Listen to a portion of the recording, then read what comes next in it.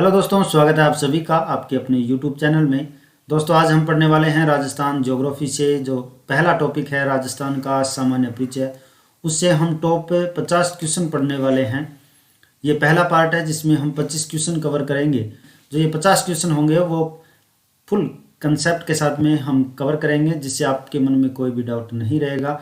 और राजस्थान के जितने भी एग्जाम है जिसमें राजस्थान ज्योग्राफी पूछे जाते हैं, उसमें से राजस्थान सामान्य परिचय से 1 या 2 क्वेश्चन जरूर पूछे जाते हैं। अगर आपने ये 50 क्वेश्चन देख लिए तो उसके बाद में आपका एक भी क्वेश्चन है वो गलत नहीं होगा। फुल एक्सप्लेन के साथ में ये 50 क्वेश्चन कवर करेंगे, तो पूरा वीडियो वो अंत तक जरूर देखें। और आपको टेलीग्राम चैनल पे इसकी PDF है वो मिल जाएगी, और टेलीग्राम चैनल का लिंक नीचे डिस्क्रिप्शन में दिया गया है, वहाँ से आप डाउनलोड कर सकते हैं। तो चलिए आज की क्लास स्टार्ट करते हैं। और आज का जो पहला क्वेश्चन है, आज का पहला क्वेश्चन, निम्नलिखित में से किस शिलालेख में राजस्थान शब्द का उल्लेख मिलता है? तो वो शिलालेख बताना है जिसमें राजस्थान शब्द का उल्लेख मिलता है। तो ऑप्शन में जो गोसुंडी शिलालेख है, एक बसंतगढ़ शिलालेख है, एक बिजोलिया शिलालेख है, एक राज प्रशस्ति है। इसमें ऐसा कौन सा शिलालेख है जिसमें राजस्थान शब्द का उल्लेख मिलता है? तो वो शिलालेख है बसंतगढ़ शिलालेख, और बसंतगढ़ शिलालेख में राजस्थान शब्द का उल्लेख मिलता है। जो बसंतगढ़ शिलालेख है इसमें राजस्थान शब्द है वो राजस्थान का राजस्थानीय द्वितीय शब्द का उल्लेख मिलता है। यानी कि राजस्थान शब्द का उल्लेख इसमें राजस्थानीय द्वितीय के नाम से मिलता है। और जो बसंतगढ़ शिलालेख है ये खीमल माता मंदिर, जो खीमल माता मंदिर है सिरोही में, खीमल माता मंदिर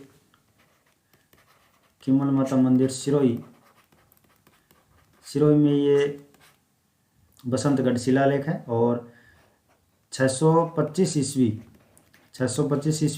और जो विक्रमी संवत की बात करें तो 682 इस विक्रमी संवत का ये बसंतगढ़ शिलालेख है। और इसमें बसंतगढ़ शिलालेख में सामंत प्रथा का उल्लेख किया गया है, सामंत प्रथा का उल्लेख मिलता है। तो ये मोस्ट इम्पॉर्टेंट जो बातें थी, जो पॉइंट थे बसंतगढ़ शिलालेख से, ये आपको नोट डाउन करके रखना है। इसमें राजस्थानीय द्वितीय नाम से इसमें राजस्थान शब्द का उल्लेख मिलता है। और खीमल माता मंदिर जो सिरोही में है इसमें बसंतगढ़ शिलालेख है। और 625 ईस्वी विक्रमी संवत की बात करें तो 682 विक्रमी संवत है, और इसमें सामंत प्रथा का उल्लेख मिलता है। यानी कि जब आप ईस्वी सन से विक्रमी संवत आपको निकालना हो तो इसमें 625 में आपको ऐड करने हैं +57, यानी कि 57 ऐड करते हैं आपकी विक्रमी संवत आ जाएगी। तो ये था पहला क्वेश्चन। साथ साथ में आपको कॉपी पेन लेके बैठना है और साथ साथ में नोट भी करते रहना है। यानी जब एक क्वेश्चन करेंगे उसके साथ में जब हम कंसेप्ट क्लियर करेंगे तो उसके 2-4 क्वेश्चन और भी अपने क्लियर हो जाएंगे। अब चल देखते हैं सेकंड क्वेश्चन। और अगला क्वेश्चन है, निम्नलिखित में से राजस्थान की ग्लोबीय अवस्थिति के संदर्भ में सही युग्म कौन सा है? यानी कि राजस्थान की जो ग्लोब में स्थिति है उसके बारे में बताना है। तो इसे एक ग्लोब के माध्यम से देखते हैं। जैसे ये मान लीजिए एक ग्लोब है और इसे हमने 4 भागों में विभाजित कर दिया। और जो 4 भाग है, ये जो भूमध्य रेखा है, जो ये भूमध्य रेखा है, और ये 0 डिग्री जो देशांतर रेखा है जिसे ग्रीनविच रेखा कहते हैं, ये 0 डिग्री है। और जो इस साइड का जो ऊपर का, यानी कि ये जो रेखा है इससे ऊपर का जो ये पार्ट है इसे उत्तरी गोलार्ध कहते हैं, इसे उत्तरी गोलार्ध कहते हैं। और जो नीचे का पार्ट है इसे हम दक्षिण गोलार्ध कहते हैं। यानी कि उत्तर का भाग है वो इसे उत्तरी गोलार्ध, और दक्षिण का भाग है इसे दक्षिण गोलार्ध कहते हैं।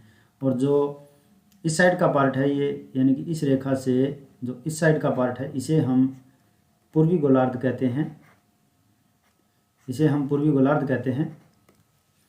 और जो इस साइड का पार्ट है इसे हम पश्चिम गोलार्ध कहते हैं, इसे हम पश्चिम गोलार्ध कहते हैं, और इसे पूर्वी गोलार्ध कहते हैं। और राजस्थान की स्थिति देखें तो राजस्थान यहाँ पे अवस्थित है। तो इस हिसाब से जो ग्लोब में स्थिति होगी वो उत्तरी गोलार्ध में होगी और इस साइड में पूर्वी गोलार्ध में होगी। तो हम यहाँ कह सकते हैं कि इसकी स्थिति है वो उत्तर और पूर्व में है। तो इसका राइट आंसर हो जाएगा उत्तर पूर्व। उत्तर पूर्व इसकी राइट आंसर हो जाएगा। जो ग्लोब में स्थिति है राजस्थान की वो उत्तर पूर्व है। और जो राजस्थान में जो दक्षिण पश्चिम है, जो दक्षिण पश्चिम है, ये यहाँ पे बात करें जो एशिया महाद्वीप है इसमें राजस्थान की स्थिति है वो दक्षिण पश्चिम है। जो उत्तर पश्चिम है, यानी कि जो उत्तर पश्चिम है जिसे वायव्य कोण बोलते हैं, ये भारत में राजस्थान की स्थिति है। तो ये आपको तीनों साथ साथ में याद रखने हैं। अब देखते हैं अगला क्वेश्चन।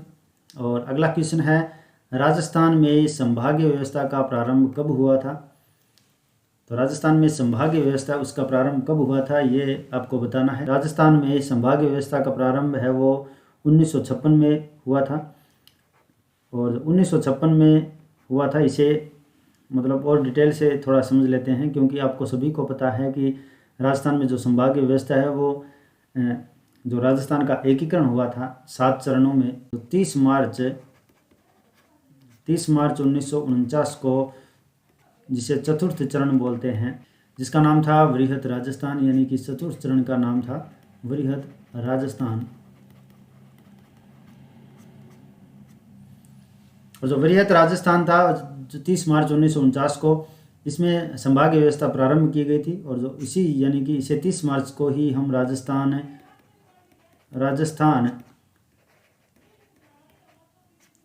दिवस मनाते हैं। और इस समय 1949 में जो मुख्यमंत्री थे, यानी इस समय जो मुख्यमंत्री थे, ये भी आपसे पूछा जा सकता है कि मुख्यमंत्री कौन थे। तो मुख्यमंत्री थे हीरालाल शास्त्री। हीरालाल शास्त्री इसमें मुख्यमंत्री थे। और 30 मार्च 1949 को जो संभागीय व्यवस्था प्रारंभ की गई थी, राजस्थान का एकीकरण हुआ था। उसका चौथा चरण था चतुर्थ चरण, जिसे वृहत राजस्थान बोलते हैं। और वृहत राजस्थान, उसमें मुख्यमंत्री हीरालाल शास्त्री से 1949 ईस्वी में संभागीय व्यवस्था का प्रारंभ हुआ था। तो आपको ये शायद क्लियर हो गया होगा। और अब देखते हैं अगला क्वेश्चन। और अगला क्वेश्चन है निम्नलिखित में से जयपुर संभाग में शामिल जिलों का सही युग्म कौन सा है। तो जयपुर संभाग है, उससे जो जयपुर संभाग है इसमें 5 जिले शामिल हैं। 5 जिले शामिल हैं। जो 5 जिले कौन से हैं वो देख लेते हैं। जो 5 जिले हैं सीकर, और सेकंड है झुंझुनू, और तीसरा जिला खुद जयपुर, और चौथा जिला अलवर, और 5वां जिला जयपुर के पास में दौसा।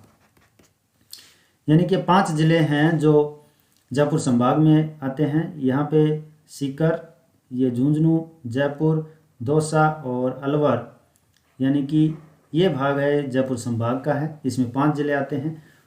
तो इसका राइट आंसर जो सीकर झुंझुनू है ये हो जाएगा सी आंसर, इसका राइट आंसर हो जाएगा। और जो नागौर टोंक है, नागौर और टोंक, यहाँ पे ये अजमेर संभाग में आते हैं। ये अजमेर संभाग के हैं। और जो करौली सवाईमाधोपुर हैं ये भरतपुर संभाग के हैं। और सीकर झुंझुनू आपको बता दिया जयपुर संभाग से है। और जो चूरू हनुमानगढ़ हैं ये बीकानेर संभाग से हैं। ये बीकानेर संभाग से हैं। तो इतना आपको क्लियर हो गया होगा। अब देखते हैं अगला क्वेश्चन।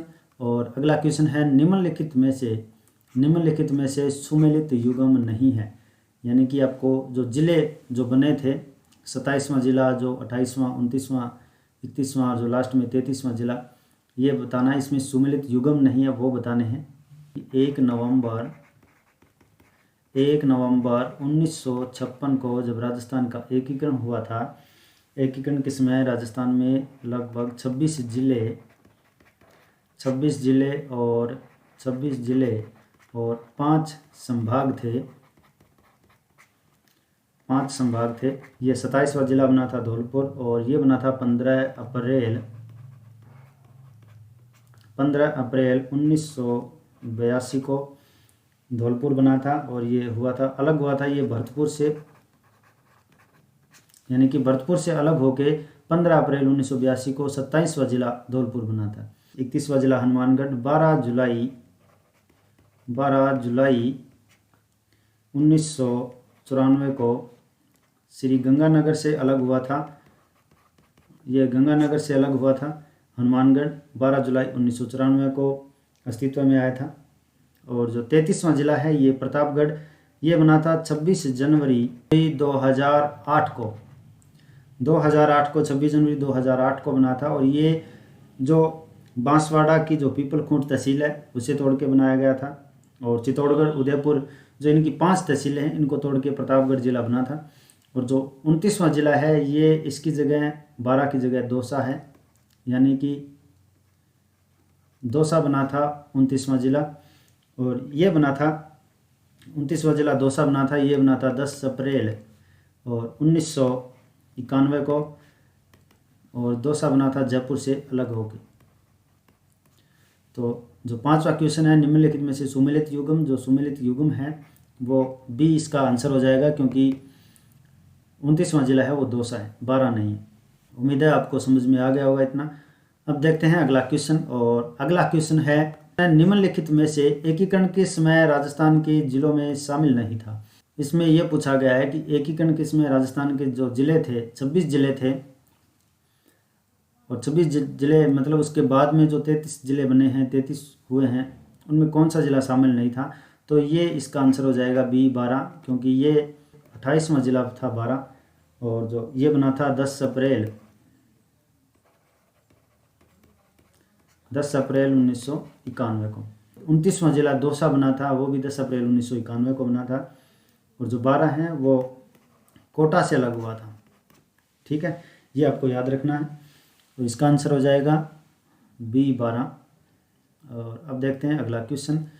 और अगला क्वेश्चन है, निम्नलिखित में से कर्क रेखा पर स्थित जिलों का सही युग्म है।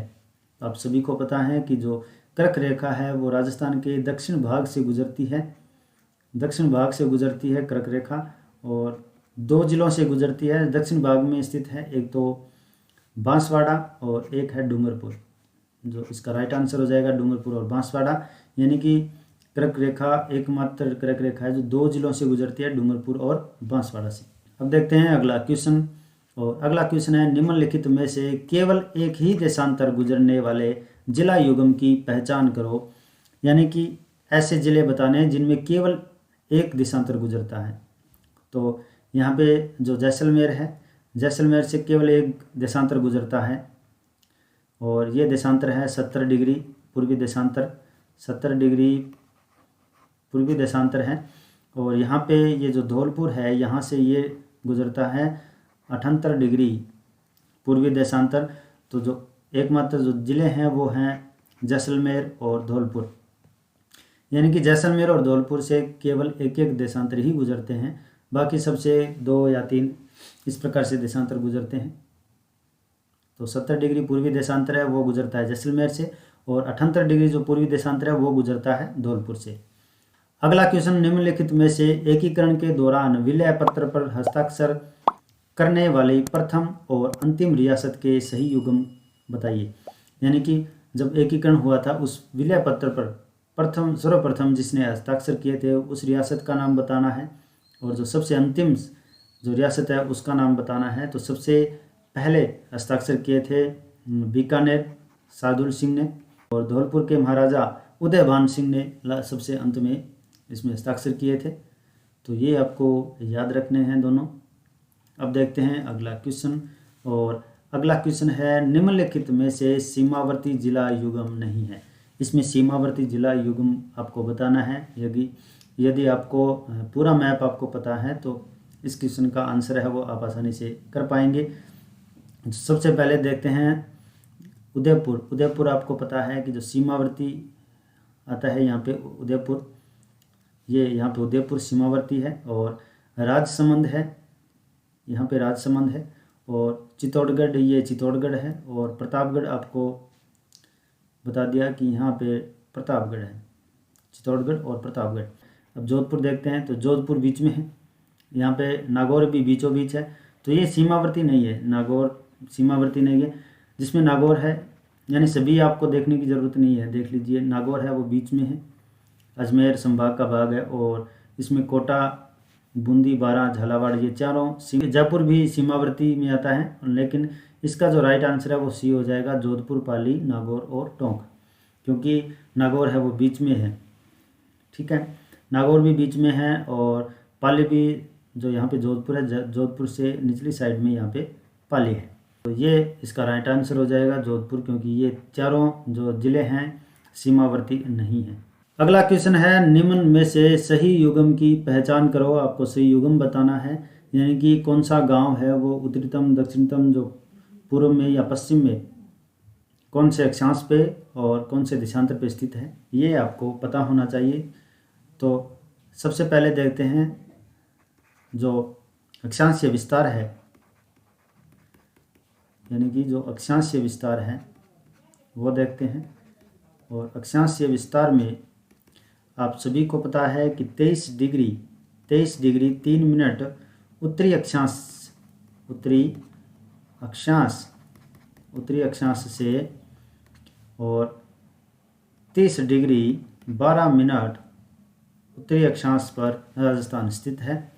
यानी कि 30 डिग्री 3 मिनट उत्तरी अक्षांश से 30 डिग्री 12 मिनट उत्तरी अक्षांश के मध्य राजस्थान का अक्षांशीय विस्तार है। और जो उत्तरीतम बिंदु है, यानी कि जो उत्तरीतम बिंदु है सबसे उत्तर में यहाँ पे, वो है कोणा गांव, गंगानगर का कोणा गांव। और जो दक्षिणतम बिंदु है यहाँ पे, ये है बोरकुंड गांव बांसवाड़ा।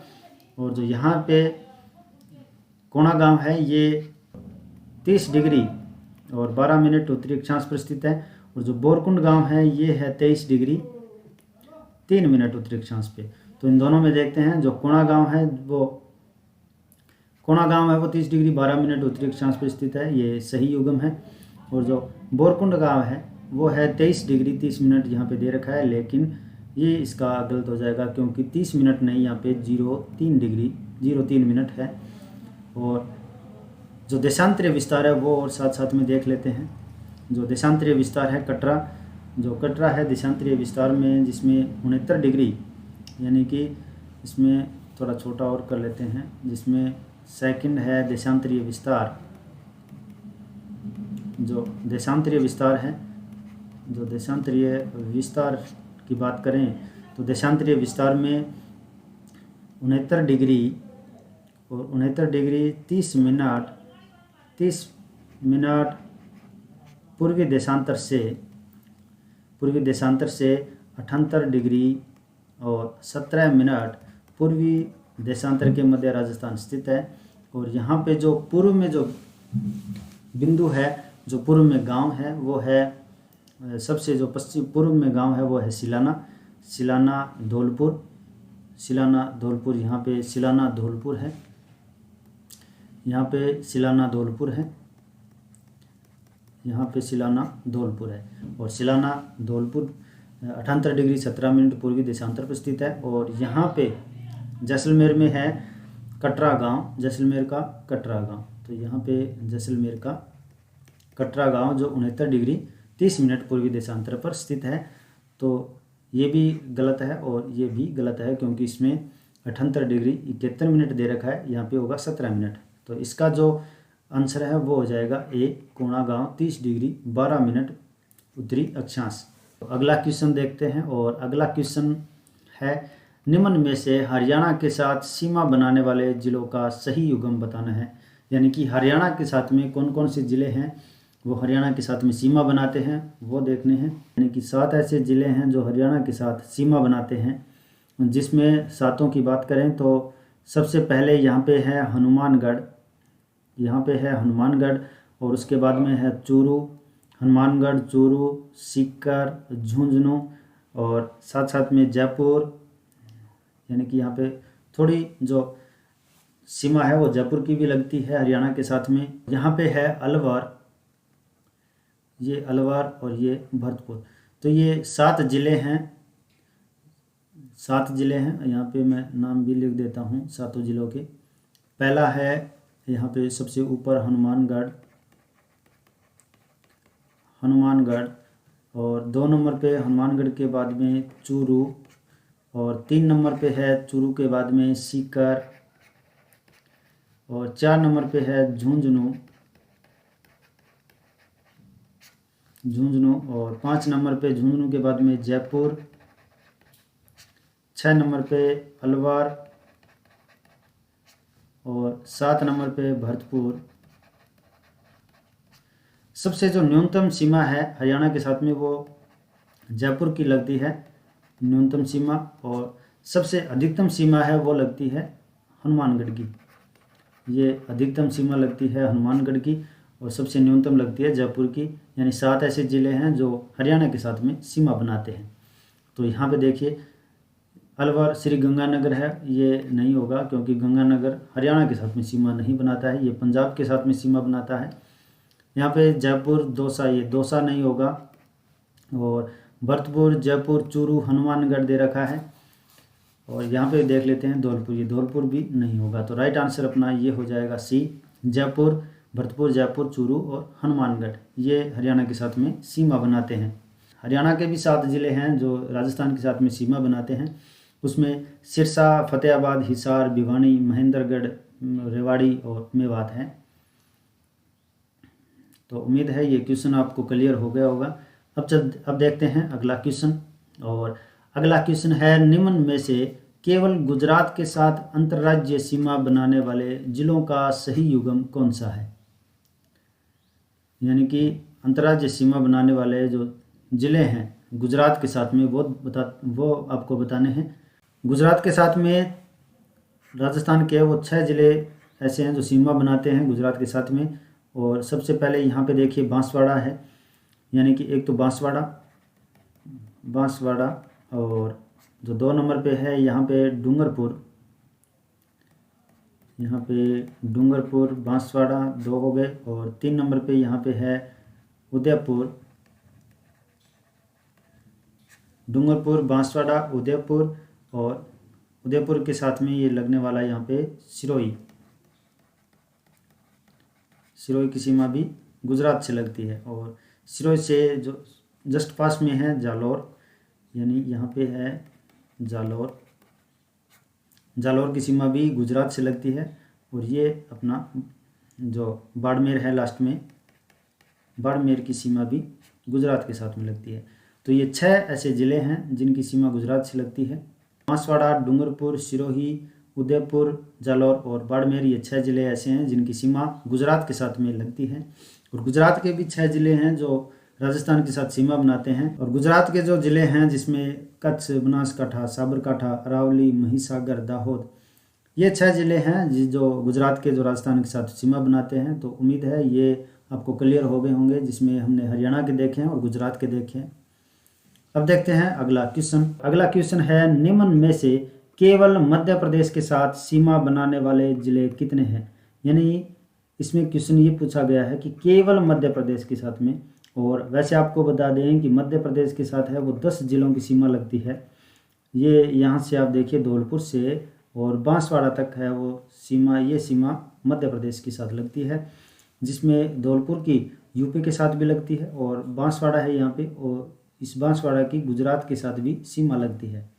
तो पूछा क्या गया है, अगर ये यहाँ पे ये पूछा जाता है कि मध्य प्रदेश के साथ सीमा बनाने वाले ज़िले कितने हैं, तब तो 10 हो जाते। लेकिन पूछा ये गया है कि केवल मध्य प्रदेश के साथ, तो केवल मध्य प्रदेश के साथ जो सीमा बनाने वाले ज़िले हैं वो होंगे 8 ज़िले, क्योंकि ये 2 तो जो धौलपुर है वो यूपी के साथ भी बनाता है और जो बांसवाड़ा है वो गुजरात के साथ भी बनाता है।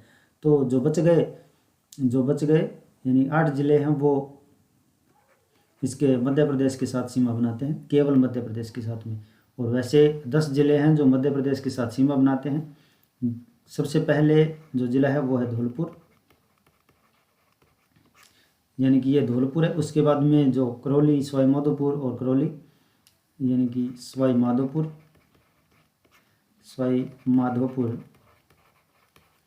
और 3 नंबर पे है करौली, और 4 नंबर पे है कोटा, 4 नंबर पे कोटा है। और कोटा के आपको बता दें कि यहाँ पे ये कोटा है जिसकी मध्य प्रदेश के साथ में 2 बार सीमा लगती है। यहाँ पे ये कोटा की मध्य प्रदेश के साथ 2 बार सीमा लगती है।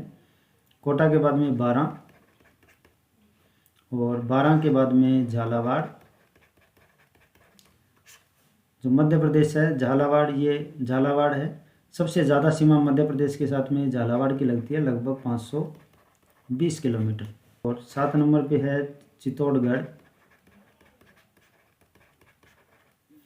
और 8 नंबर पे जो ज़िला है वो है भीलवाड़ा।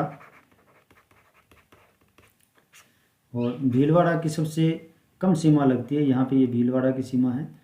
और सबसे कम सीमा है जो भीलवाड़ा की लगती है वो है 16 किलोमीटर। और 9 नंबर पे जो है भीलवाड़ा के बाद में प्रतापगढ़। और 10 नंबर पे यहाँ पे लिख देता हूँ मैं, 10 नंबर पे है बांसवाड़ा। यानी 10 जिले हैं जो मध्य प्रदेश के साथ सीमा बनाते हैं। और केवल मध्य प्रदेश की बात करें तो 8 जिले हैं। तो ये आप क्वेश्चन का आंसर दे उससे पहले क्वेश्चन को ध्यान से पढ़ के ही आंसर दे, क्योंकि उसमें केवल या फिर ये शब्द लिखे होते हैं ना, उसमें कुछ अलग पूछने की चेष्टा होती है एग्जामिनर की। तो आप ध्यान से इसका आंसर दें। अब चलते हैं अगले क्वेश्चन की तरफ। अगला क्वेश्चन है, निम्न में से सर्वाधिक स्थलीय अंतर्राज्यीय सीमा बनाने वाले जिलों का सही युग्म कौन सा है। यहाँ पे ये देखिए ऑप्शन में बीकानेर है, ये तो हट जाएगा बिल्कुल ही, क्योंकि ये अंतर्राष्ट्रीय सीमा पे है। तो एलिमिनेट अगर करें तो ऑप्शन के तो बी तो हट गया। तो अंतर्राज्यीय सीमा पूछे जो सर्वाधिक स्थलीय है, तो मैंने आपको बताया था कि झालावाड़ है, 520 है, सर्वाधिक सीमा झालावाड़ की लगती है। तो जिसमें झालावाड़ है वो हो जाएगा, एक तो झालावाड़ हो गया। अब देखना है बाड़मेर की ज़्यादा अंतर्राज्यीय सीमा लगती है या भीलवाड़ा की। तो सर्वाधिक पूछा है तो बाड़मेर की अंतर्राष्ट्रीय सीमा सबसे ज़्यादा है, और जो अंतर्राज्यीय सीमा बाड़मेर की है वो सबसे कम है।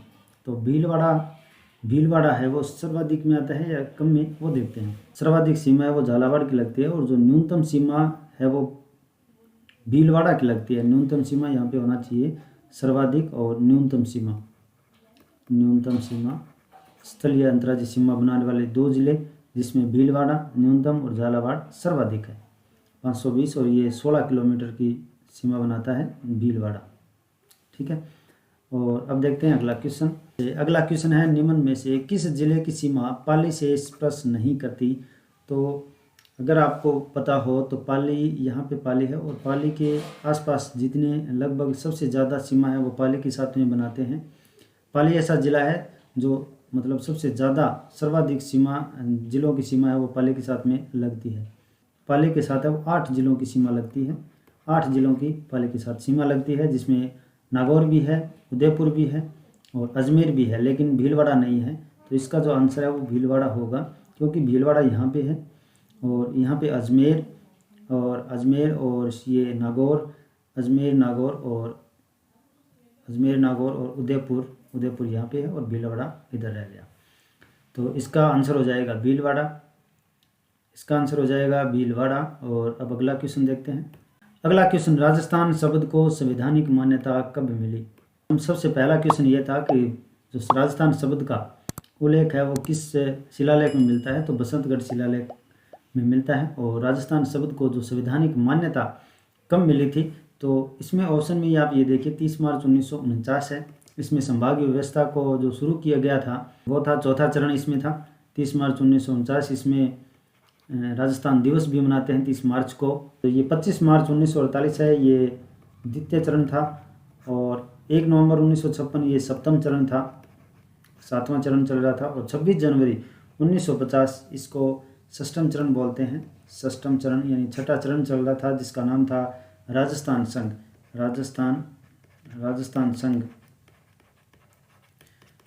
संघ। और इसी दिन 26 जनवरी 1950 को राजस्थान शब्द को संवैधानिक मान्यता मिली थी। और 1 नवंबर 1956 7वें चरण में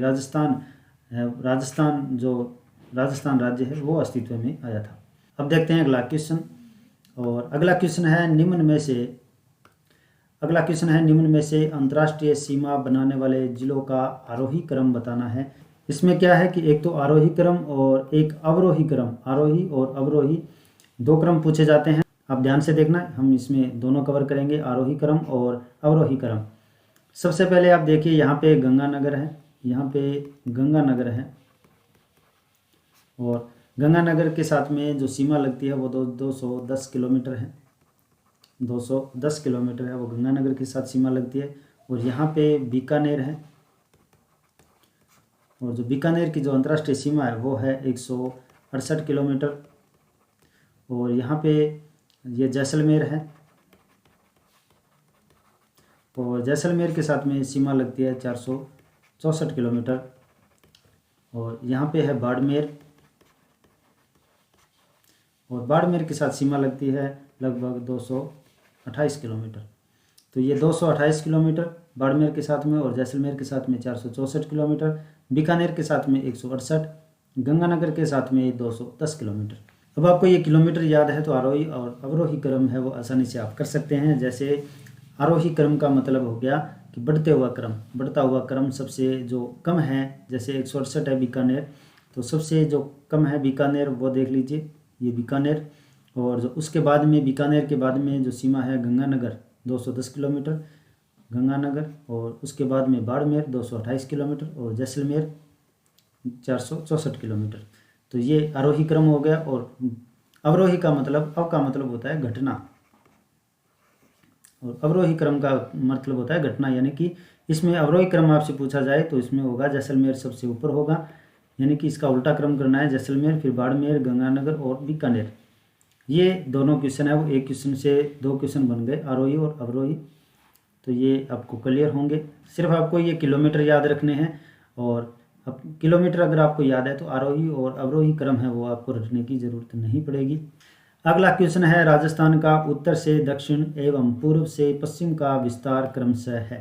तो जो उत्तर से दक्षिण है ये उत्तर, और ये है दक्षिण। तो उत्तर से दक्षिण जो विस्तार है वो है 826 किलोमीटर, और पूर्व से जो पश्चिम है, पूर्व से पश्चिम है 869 किलोमीटर, 869 किलोमीटर। तो इसका राइट आंसर ये हो जाएगा 826 और 869 किलोमीटर, बी इसका राइट आंसर है। आप सभी को पता है उत्तर में कोणा गांव है, उत्तर में कोणा गांव है, और इससे पहले भी हम इसकी चर्चा कर चुके हैं। पीछे इसका क्वेश्चन आया था, इसमें हमने चर्चा की थी कि जो पूर्वोत्तर गांव कौन सा है, उत्तरोत्तर कौन सा है, दक्षिणतम बिंदु कौन सा है, ये सब हम पढ़ चुके हैं। अब चलते हैं अगले क्वेश्चन की तरफ। और अगला क्वेश्चन है, निम्न में से किसका संबंध राज्य पुनर्गठन आयोग से नहीं है। आप सभी जानते हैं कि 1 नवंबर 1953 को आंध्र प्रदेश राज्य की स्थापना हुई थी। आंध्र प्रदेश राज्य की स्थापना हुई थी भाषा के आधार पर, यानी कि भाषा के आधार पर बनने वाला पहला राज्य आंध्र प्रदेश था 1 नवंबर 1953 को। और उसके बाद में क्या है कि राज्यों को भाषा के आधार पर देश में मांग बढ़ने लगी कि भाषा के आधार पर राज्यों का गठन किया जाए। तो उसके बाद में राज्य पुनर्गठन आयोग की स्थापना की गई थी। और जो ये आयोग था इसकी स्थापना 22 दिसंबर 1953 को की गई थी, राज्य पुनर्गठन आयोग। और जो इस आयोग के जो अध्यक्ष थे वो थे फजल अली, इसमें अध्यक्ष थे फजल अली। और इसके साथ में जो सदस्य थे वो थे एक तो पंडित हृदयनाथ कुंजरू, यानी कि सदस्य थे पंडित हृदयनाथ कुंजरू और के.एम. पणिकर, ये 2 सदस्य थे। लेकिन ये वीपी मेनन है, ये इसके सदस्य नहीं थे। जो वीपी मेनन है वो भारत में राज्यों के एकीकरण हेतु जो विभाग बनाया गया था सरदार वल्लभ भाई पटेल की अध्यक्षता में, उसमें वीपी मेनन सदस्य थे। तो इसका जो आंसर है वो हो जाएगा वीपी मेनन, ये इसका आंसर हो जाएगा। और जो राज्य पुनर्गठन आयोग था इसके अध्यक्ष थे फजल अली, और के.एम. पणिकर और हृदयनाथ कुंजरू ये इनके सदस्य थे। और इनका गठन किया गया था 22 दिसंबर 1953 को। अगला क्वेश्चन है, निम्नलिखित में से एकीकरण के समय राजस्थान का ठिकाना नहीं था। यानी कि राजस्थान में एकीकरण के समय राजस्थान में 3 ठिकाने थे। राजस्थान में 3 ठिकाने, 19 रियासतें, यानी कि 19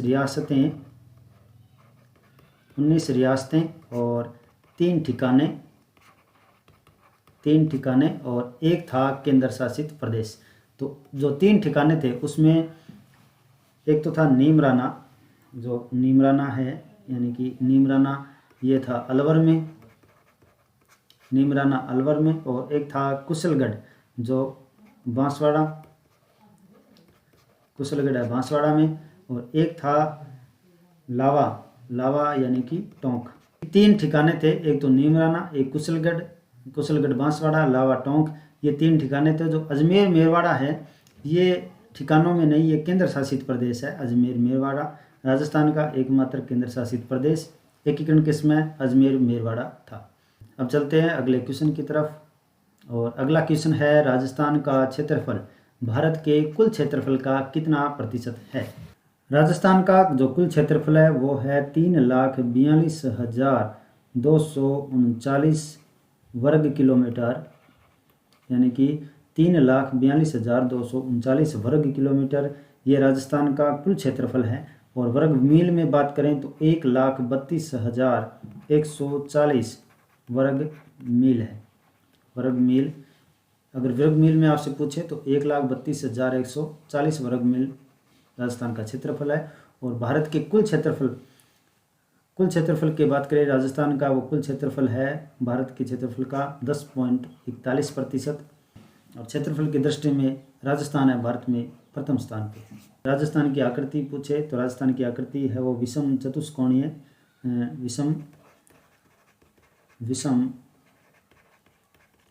चतुष्कोणीय आकृति है, विषम चतुष्कोणीय आकृति है। और ये कहा किसने? टी.एच. हेडले ने इसको टी.एच. हेडले ने ये कहा था कि विषम चतुष्कोणीय है राजस्थान की आकृति, और इसे पतंगाकार भी कहते हैं, पतंगाकार। अब देखते हैं अगला क्वेश्चन, और अगला क्वेश्चन है राजस्थान का ऐतिहासिक सांख्यिकी किसे कहा जाता है। नैनसिरी ख्यात और जो मारवाड़ रे प्रगनारी विगत है, ये दोनों कृति जो मुँहनौत नैनसी थे, जो मुँहनौत नैनसी है उनकी कृति है दोनों, नैनसिरी ख्यात और मारवाड़ रे प्रगनारी विगत। इसमें जो मारवाड़ रे प्रगनारी विगत है इसे राजस्थान का ऐतिहासिक सांख्यिकी कहते हैं। और जो नैनसिरी ख्यात है इसमें राजस्थान शब्द का उल्लेख मिलता है। और मुँहनौत नैनसी है, राजपुताने का अबुल फजल भी कहते हैं मुँहनौत नैनसी को। और जो annals and antiquities of Rajasthan है इसमें राजस्थान रायथान और रजवाड़ा इन शब्दों का उल्लेख मिलता है annals and antiquities of Rajasthan में। तो जो राजस्थान की ऐतिहासिक सांख्यिकी है इसका आंसर हो जाएगा मारवाड़ रे प्रगनारी विगत। अब देखते हैं अगला क्वेश्चन, और अगला क्वेश्चन है निम्न में से डांग प्रदेश में शामिल जिला युगम की पहचान करो। डांग प्रदेश में जो ये धौलपुर, यहाँ पे ये धौलपुर, सवाईमाधोपुर, करौली, ये तीनों है ये डांग प्रदेश में शामिल हैं। और डांग प्रदेश में शामिल है। और भरतपुर संभाग है इसके अंतर्गत आते हैं, जो धौलपुर, करौली और सवाईमाधोपुर है। तो इसमें ये 2 ऑप्शन दिए गए हैं, करौली और धौलपुर, ये 2 युग्म दिए गए हैं जो करौली और धौलपुर का, ये इसका राइट आंसर होगा क्योंकि इसे ही डांग प्रदेश कहते हैं। और अब देखते हैं आज का लास्ट क्वेश्चन। आज का लास्ट क्वेश्चन है रामायण काल में राजस्थान के लिए किस शब्द का प्रयोग किया गया था। जो वैदिक काल में जो शब्द प्रयोग किया गया था ऋग्वेद में, यानी कि ऋग्वेद में जो शब्द प्रयोग किया गया था वो था ब्रह्मव्रत, यानी कि राजस्थान को ब्रह्मव्रत कहा गया था ऋग्वेद में, ये ब्रह्मव्रत कहा गया था। और जो मरुकांतर है ये शब्द है ये प्रयोग किया गया था रामायण में, जो महर्षि वाल्मीकि द्वारा रचित है रामायण, इसमें मरुकांतर शब्द का प्रयोग किया गया है राजस्थान के लिए। तो आज के जितने भी जो इम्पोर्टेंट क्वेश्चन थे 25 टॉप क्वेश्चन हमने इसमें लिए हैं, जो फर्स्ट पार्ट है। उम्मीद है आपको अच्छे से समझ में आ गए होंगे क्योंकि हमने कंसेप्ट के साथ में हमने इसको कवर किया है। तो उम्मीद है आपको 25 जो क्वेश्चन है वो समझ में आ गए होंगे। यदि आपको कुछ अच्छा सीखने को मिला है, कुछ नया सीखने को मिला है, तो चैनल को सब्सक्राइब करके बेल आइकन को प्रेस कर लें ताकि जो सेकंड पार्ट है या और भी अदर पार्ट हम इसमें डालेंगे तो आपसे मिस ना हो। और फेसबुक, इंस्टाग्राम पे भी आप हमें फॉलो कर सकते हैं। PDF आपको टेलीग्राम चैनल पे मिल जाएगी, वहाँ से आप डाउनलोड कर सकते हैं। तो आज के लिए बस इतना ही, मिलते हैं अगले पार्ट में ऐसे ही 25 बेहतरीन टॉप मोस्ट क्वेश्चन के साथ में।